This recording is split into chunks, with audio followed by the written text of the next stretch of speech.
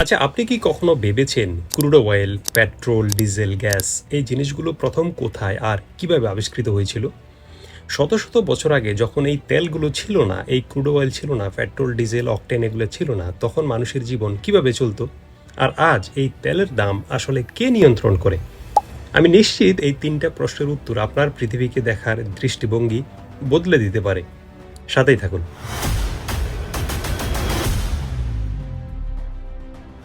একবার একটা ঘটনা হয়েছিল, হঠাৎ কয়েক গুণ দাম বেড়ে পেট্রোল, ডিজেল ও গ্যাসের দাম আকাশে উঠে গিয়েছিল।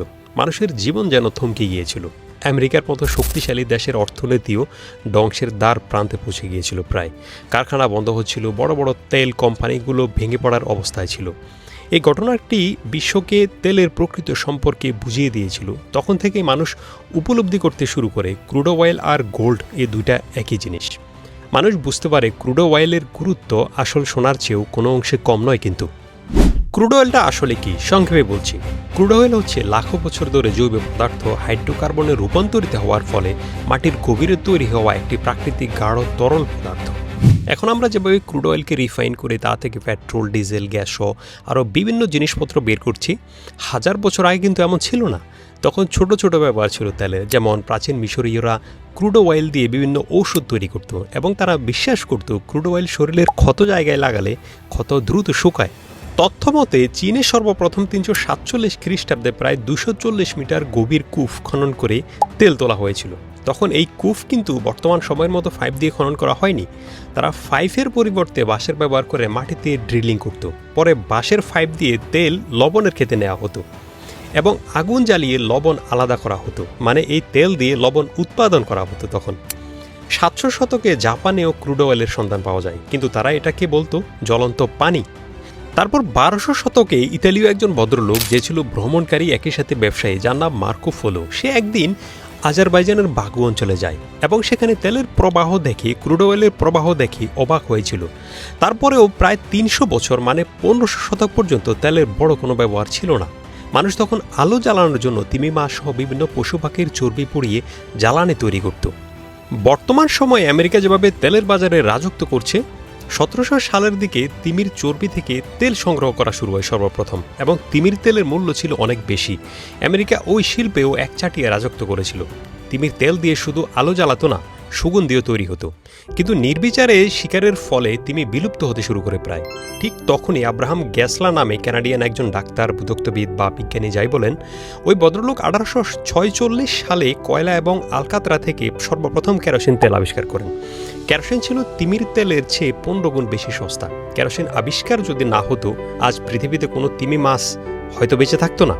১৮৫৯ সালে এডউইন ড্রেক নামে একজন বিখ্যাত উদ্ভাবক, যাকে আধুনিক তেল শিল্পের জনকও বলা হয়, তিনি পেনসিলভেনিয়ায় প্রথম সফল বাণিজ্যিক তেলকূপ খনন করেন। এর আগে কেউ তার মতো করে পাইপ দিয়ে মাটির নিচ থেকে তেল উত্তোলন করেনি বাণিজ্যিকভাবে। আপনি বলতে পারেন এডউইন ড্রেকের মাধ্যমে আধুনিক তেল শিল্পের সূচনা হয়েছিল। এরপর ক্যালিফোর্নিয়ার, টেক্সাস সহ আরও বেশ কিছু জায়গায় বিপুল পরিমাণ তেলের সন্ধান পাওয়া যায়। ঠিক এই সময়টাতে তেলের বাজারে প্রবেশ করেন ইতিহাসের সবচেয়ে ধনী ব্যক্তি, যাকে বলা হয় পৃথিবীর প্রথম বিলিয়নিয়র, জন ডি রকফেলার। তিনি ১৮৭০ সালে স্ট্যান্ডার্ড অয়েল নামের একটি কোম্পানি প্রতিষ্ঠা করেন। ওই সময় আমেরিকার ৯০% তেল বিজনেস একাই নিয়ন্ত্রণ করত তার এই স্ট্যান্ডার্ড অয়েল কোম্পানি। এই কোম্পানি পরে ভেঙে গিয়ে এক্সোমোবিল বা শেভরনের মতো বিশাল বিশাল কোম্পানি জন্ম দেয়। ১৯০০ সাল পর্যন্ত পেট্রোলকে গার্বেজ হিসেবে ফেলে দেওয়া হতো, কিন্তু হেনরি ফোর্ড যখন মডেল টি গাড়ি মার্কেটে নিয়ে আসেন, তখন পেট্রোলের চাহিদা রাতারাতি আকাশচুম্বী হয়ে ওঠে। এরপর তেল হয়ে ওঠে যুদ্ধের প্রধান হাতিয়ার। প্রথম বিশ্বযুদ্ধ শেষ হওয়ার ঠিক পরপরই লন্ডনে এক অনুষ্ঠানে ব্রিটিশ রাজনীতিবিদ লর্ড কার্জন বলেছিলেন, মিত্রপক্ষ তেলের ঢেউয়ে ছড়ে বিজয়ের দিকে এগিয়ে গিয়েছে। এই উক্তির মাধ্যমে পৃথিবীবাসী প্রথমবার বুঝতে পারে যে ভবিষ্যতে যার হাতে তেল থাকবে সে পৃথিবী শাসন করবে। দ্বিতীয় বিশ্বযুদ্ধে হিটলারের সোভিয়েত ইউনিয়নের আক্রমণের বড় কারণও ছিল কিন্তু বাকুর তেল খনি দখল করা, এবং দ্বিতীয় বিশ্বযুদ্ধ হিটলার হারার অন্যতম কারণ ছিল তেল। আর বর্তমানে আমরা সবাই জানি তেল হচ্ছে বিশ্বের সবচেয়ে শক্তিশালী রাজনৈতিক অস্ত্র। ১৯০৮ সালে ইরান এবং ৩০ বছর পর ১৯৩৮ সালে সৌদি আরবে সর্বপ্রথম তেল আবিষ্কার হয়। এর ফলে এই অঞ্চলের ভাগ্য বদলে যায়। কিন্তু পশ্চিমা কোম্পানিগুলো, যাদের বলা হতো সেভেন সিস্টার, এই সেভেন সিস্টাররা দীর্ঘদিন গালফের তেলের বাজার নিয়ন্ত্রণ করে। পরে সেভেন সিস্টারের বিরুদ্ধে রুখে দাঁড়াতে ১৯৬০ সালে গঠিত হয় ওপেক নামে একটি সংগঠন। ওপিইসি, যার পূর্ণরূপ হল organisation of the petroleum exporting countries. এই সংগঠনে ছিল Saudi Arab, Iran, Iraq, Kuwait ও ভেনেজুয়েলা। তারা এই সংগঠনের মাধ্যমে তেলের দাম এবং উৎপাদন নিজেদের নিয়ন্ত্রণে নিয়ে যায়। পরে আবার 1970-এর দশকে একটি চুক্তির মাধ্যমে বিশ্বজুড়ে তেল কেনাবেচা কেবল মার্কিন ডলারে হওয়া শুরু হয়, যাকে বলা হয় পেট্রোডলার। 1973 সালে আরব দেশগুলো আমেরিকার উপর তেল রপ্তানি নিষেধাজ্ঞা দিলে বিশ্ব অর্থনীতিতে ধস নামে। 1979 সালের ইরানের বিপ্লবের পর আবারও সংকট দেখা দেয়। কিন্তু সবচেয়ে নাটকীয় ঘটনা ঘটে 20 এপ্রিল 2020, কোভিড-19 মহামারীর সময়। চাহিদা হুট করে কমে যাওয়ায় তেলের দাম ইতিহাসের প্রথমবারের মতো নেগেটিভ হয়ে যায়, -$37। অর্থাৎ তেল নিলে কোম্পানিগুলো উল্টো ক্রেতাকে টাকা দিতে চেয়েছিল। তেল ছাড়া আধুনিক জীবন অসম্ভব। আমাদের স্মার্টফোন থেকে শুরু করে প্লাস্টিক বা ঔষধ সব কিছুতেই পেট্রোলিয়াম আছে। কিন্তু এর ক্ষতিকর দিকও ভয়াবহ।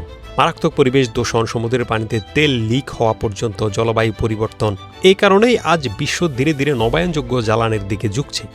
লাখো বছর আগে মাটির নিচে জমা হওয়া সেই জৈব পদার্থ আমাদের বিশ্বকে চালাচ্ছে।